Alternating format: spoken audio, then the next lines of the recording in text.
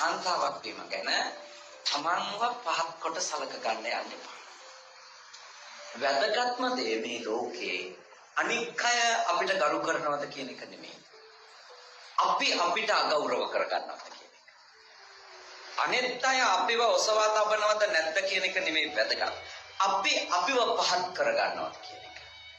ඒ නිසා උපාසක උපාසිකාවෝ අතර සිටින උපාසිකා සමාජයේ නැත්නම් කාන්තාවෝ හැම කෙනෙක්ම තමන්ගේ ශ්‍රීත්වය පිළිබඳව ගෞරවයක්, කාන්තාවක් වීම සම්බන්ධව ගෞරවයක්, තමන්ට ප්‍රශංසාවක් ඇතුව ජීවත් වෙන අය වෙන්න ඕන.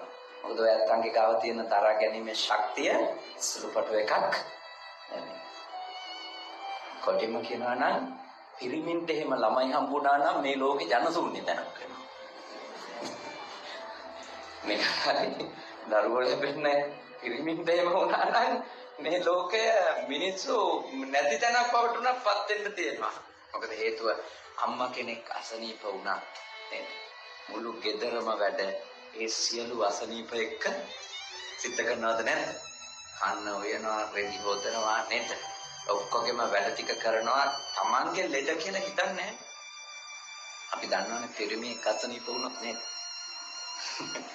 දරුවෙක් හම්බෙන්න ආව වගේ වෙනවා නේද? ඒක තාම දුෂ්කර තත්යකටපත් වෙන ඕනේ පිරිසාව හැදුනා.